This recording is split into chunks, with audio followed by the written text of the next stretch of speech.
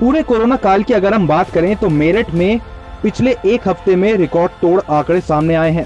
2 दिनों में ही 1500 के करीब पॉजिटिव मरीज आने से स्वास्थ्य विभाग के आगे बड़ी चुनौती खड़ी हो गई है। लेकिन उतनी ही बड़ी चुनौती मेरठ के मेडिकल कॉलेज के आगे भी है, जहां न केवल मेरठ बल्कि आसपास के जिलों के भी कोरोना पॉजिटिव मरीज भर्ती हैं। लेकिन मेडिकल कॉलेज के प्रिंसिपल प्रोफेसर ज्ञानेंद्र कुमार का कहना है कि हालात संभालना मुश्किल है, लेकिन निरंतर प्रयास किए जा रहे हैं। मेडिकल कॉलेज हर चुनौती से लड़ने के लिए तैयार है।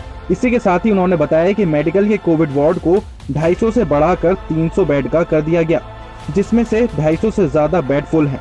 जबकि बढ़ते केसेस को देखते हुए अगले 2 दिनों में बेड की संख्या और ज्यादा बढ़ाई जाएगी। वहीं कोविड के आईसीयू में मरीजों की संख्या ओवरफ्लो हो रही है, जिसको संभालना अभी थोड़ा मुश्किल हो रहा है। जनरल वार्ड में बढ़ाए गए बेड अभी पूरी तरह तैयार नहीं है, लेकिन कोविड मरीजों को वहां भर्ती कराया जा सकता है। मेडिकल के प्रिंसिपल प्रोफेसर ज्ञानेंद्र कुमार से हमारे संवाददाता प्रत्युष शर्मा ने खास बातचीत की। कोरोना की दूसरी लहर कितनी घातक है, अप्रैल में आने वाले जितने भी केसेस हैं वो इसका उदाहरण है। न केवल उत्तर प्रदेश, मध्य प्रदेश, गुजरात और तमाम ऐसे देश के प्रदेश हैं जहां से लगातार कोरोना के केस सामने आते चले जा रहे हैं। मेरठ की अगर हम बात करें तो पिछले 24 घंटे में 741 केस सामने आ गए हैं, जिसने स्वास्थ्य महकमे की नींद उड़ा दी है। मेरठ का मेडिकल कॉलेज लगातार बेड यहाँ पे बढ़ाते चले जा रहे हैं, लेकिन मरीज की संख्या लगातार बढ़ती चली जा रही है। मेडिकल प्रशासन के आगे भी एक चुनौती खड़ी हो गई है। हमारे साथ में मेडिकल कॉलेज के प्रिंसिपल प्रोफेसर ज्ञानेंद्र कुमार हैं। सर, कितनी बड़ी चुनौती है, क्योंकि लगातार केस अब बढ़ते चले जा रहे हैं, मेडिकल में भी बेड की कमी हो गई है। क्या पूरी तैयारियां अब मेडिकल ने आगे के लिए की है सर? ये सही है कि इस समय मरीजों की संख्या अत्यधिक बढ़ी है हमारे पास। जो उसके सापेक्ष हम लोगों ने पहले से ही प्लान कर लिया था कि अ, हर जगह जिस तरह से बढ़ने का मरीज का ट्रेंड था, जहां बेडों की कमी हो रही थी और मरीज नहीं शिफ्ट हो पा रहे थे हॉस्पिटल में, इसको देखते हुए पहले से हम लोगों ने व्यवस्था कर ली थी कि मरीज़ बढ़ें। उसके सापेक्ष जैसे जैसे मरीज़ बढ़ रहे हैं फेजेज वाइज में अब हमने लगभग 300 बेड कर लिया है और नेक्स्ट 2-3 दिन में हम 50 और करके फिर 50 और करके कर लेंगे। अगर उससे ज़्यादा बढ़ता है फिर जो हमारे नॉन कोविड के मरीज जो हैं उनको हॉस्पिटल में और सेग्रीगेट करेंगे, जिससे हम उन वार्डों को भी यूज कर सकें। तो हमारा ये पूरा फेज चल रहा है, जहाँ जहाँ ज़रूरत है वहाँ मैं अपना उनका सेग्रीगेशन के लिए पार्टीशन करा रहा हूँ, जिससे मरीजों का मिक्सिंग ना हो। तो यहाँ पे मेरठ मेडिकल कॉलेज में मेरी कोशिश है जो भी मरीज आए उसको बेड मिल जाए। सर, अगर हम मेरठ के प्राइवेट हॉस्पिटल्स की बात करें, वहाँ पे तो बेड लगभग फुल हो चुके हैं। इसी के साथ ही जो ऑक्सीजन सिलेंडर्स हैं उसकी भी कमी कहीं ना कहीं सामने नजर आ रही है। मेडिकल प्रशासन कितना तैयार है, कितने ऑक्सीजन सिलेंडर यहाँ पे उपलब्ध हैं, और मरीज यहाँ पे आते हैं तो किस तरीके से उनको ऑक्सीजन यहाँ पे उपलब्ध कराई जाएगी? हमारे पास ऑक्सीजन का हम लोग 48 डेली में ऑक्सीजन के लेकर रिव्यू करता हूँ और डेली रिव्यू करता हूँ इसको ऑक्सीजन को लेकर। सुबह शाम 2 टाइम इसका रिव्यू करता हूँ।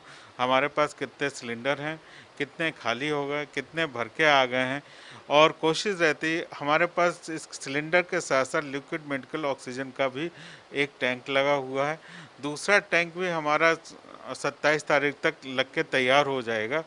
तो इस तरह से हमने ऑक्सीजन की व्यवस्था बढ़ाई है, जिससे किसी को दिक्कत नहीं हो। वर्तमान समय में भी हम लोग 48 घंटे का बैकअप करके लेके चल रहे हैं, जिससे कोई भी ऑक्सीजन की कमी से हमारा मरीज ना एक्सपायर करे। सर, लगभग अभी कितने मरीज मेडिकल में भर्ती होंगे और कितने क्रिटिकल कंडीशन में है आईसीयू में? अभी हमारे पास आज मॉर्निंग के बाद कल शाम को लगभग 265 मरीज करीब थे। मॉर्निंग में कुछ छुट्टी हुई हैं, तो लगभग 220 या 25 मरीज थे। तो इस तरह से छुट्टी का भी नया हमारे पास जियो आ गया। उस गाइडलाइंस आई हैं कि कैसे कैसे छुट्टी करनी है, किन मरीजों को करनी है। तो उनके हिसाब से हम लोग छुट्टियों जो मरीजों को डिस्चार्ज का भी संख्या बढ़ेगी। जिस तरह से हमारे पास भर्ती होने के लिए लगभग 60 मरीज डेली आ रहे हैं, तो उसी तरह से अब छुट्टी भी होती रहेंगी, तो ये मरीजों जो बेडों की कमी नहीं आ पाएगी। तो सर, कहा जा सकता है कि मेडिकल प्रशासन पूरी तरीके से तैयार है हर एक चुनौती से लड़ने के लिए, अगर केस बढ़ते भी हैं तो? हाँ, हमारी पूरी टीम, चाहे हमारे एसआईसी हों, चाहे कोविड के सीएमएस हों और जो वर्कर्स हैं पूरी तरह से तैयार हैं इस चुनौती को फेस करने के लिए। सर, एक आखिरी अपील क्या करना चाहेंगे लोग?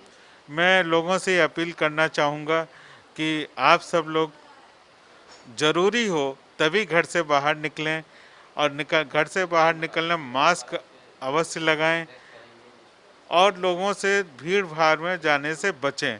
अगर कहीं आप शॉप पे जा रहे हैं या कहीं जा रहे हैं, अगर उस शॉप पे भीड़ है, थोड़ा वहाँ से भीड़ कम होने का इंतज़ार करें, और अपना क्यू बना के लेंगे तो उसमें सोशल डिस्टेंसिंग बन जाएगी।